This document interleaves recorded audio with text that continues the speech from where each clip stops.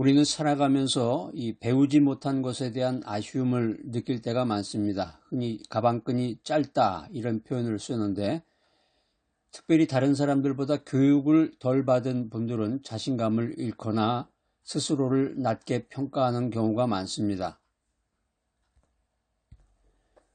그래서 자신은 대학교에 가지 못하고 고등학교만 졸업했기 때문에 자식에 대해서 관심을 많고 자식에 대해서 아주 많은 투자를 해가지고 교육적인 열을 갖는 그런 분들도 계시는데, 성경은 단순한 지식이 중요한 것이 아니다 이렇게 말하고 있습니다. 단순한 지식이 아니라 지혜가 중요하고 하나님께서는 학벌이나 세상적인 기준이 아니라 중심을 보신다 이렇게 말씀하십니다.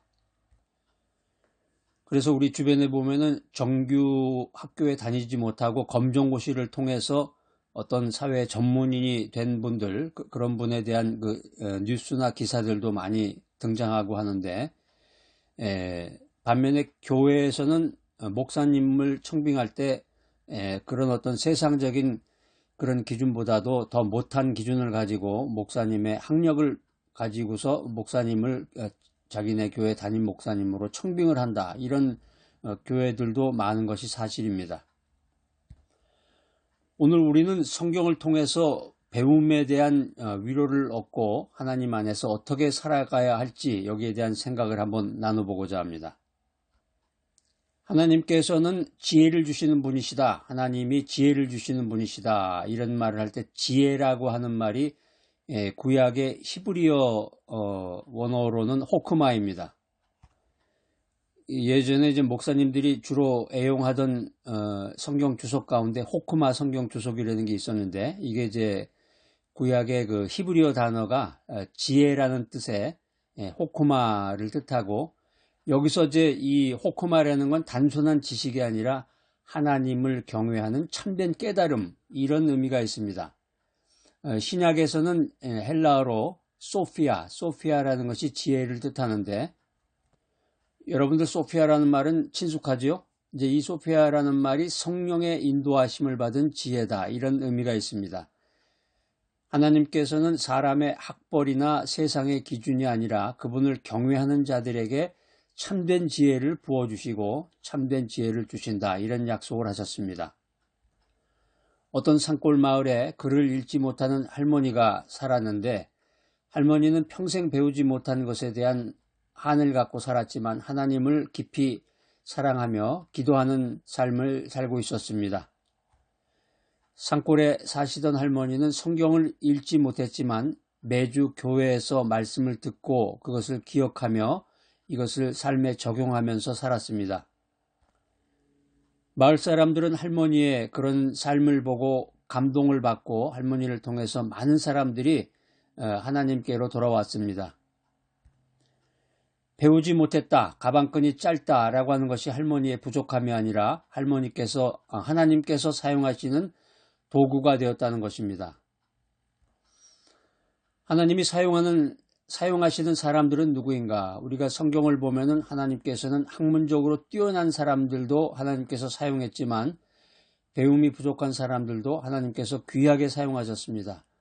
출애굽기 4장 10절에 보면은 모세는 말을 잘하지 못했지만, 말을 잘 못했어요. 학식은 많았었는데 모세가 하나님께서 지도자로 세우셨고, 마태복음 4장 18절 이하에 보면은 베드로는 어부였지만 예수님의 제자로 택함을 받았습니다. 어부니까 학식이 없고 가방끈이 짧은 거죠. 고린도전서 1장 18절에 보면은 사도 바울이 이런 말을 합니다. 십자가의 도가 세상의 지혜자들에게는 미련하게 보이지만 구원받은 우리에게는 하나님의 능력이다. 한마디로 말해서 인간의 학문보다 하나님의 능력이 중요하다는 것을 사도 바울이 강조해서 말하고 있습니다. 가방끈이 짧으냐? 어느 대학교를 나왔냐? 지방대학을 나왔냐? 서울에 있는 대학교를 나왔냐? 그러니까 요즘엔 서울에 위치한 대학만 나와도 서울대학교라고 그런다고 그래요.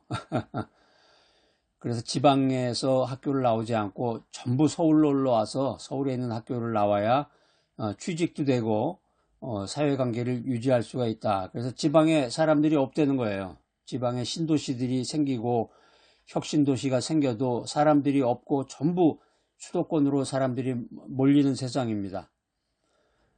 인간의 학벌이나 배움의 정도가 사람의 가치를 결정하는 것이 아니다. 하나님께서는 마음을 보시고 심중을 보시고 우리에게 필요한 지혜를 주십니다. 그렇기 때문에 배우지 못한 것을 한으로 여겨서 절망할 것이 아니라 하나님께서 주시는 지혜와 은혜를 구하며 살아가야 됩니다.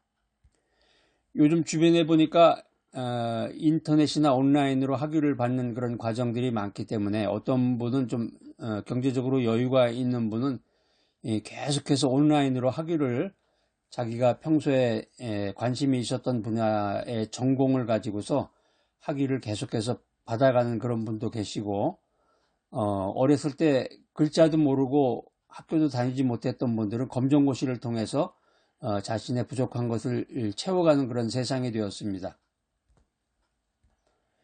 우리가 가방끈이 짧다고 사람들을 무시하고 또 내가 배운 게 많지 못하다고 해서 좌절하고 주저앉는 그런 인생을 살 게 아니라 세상의 기준은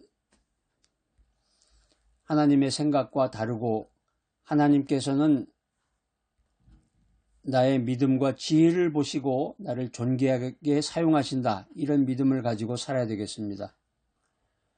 사랑이 많으신 하나님 아버지, 우리가 세상의 기준이 아니라 하나님의 시선으로 우리 자신을 바라볼 수 있도록 도와주시옵소서. 배우지 못한 아쉬움을 품고 사는 이들에게 위로를 주시고 하나님께서 주시는 지혜로 살아가게 하여 주시옵소서. 우리들의 인생이, 우리들의 삶이 하나님의 뜻 가운데서 온전히 쓰임받게 하시고 하나님의 은혜로 충만케 하여 주시옵소서. 예수 그리스도 이름으로 기도하옵나이다. 아멘.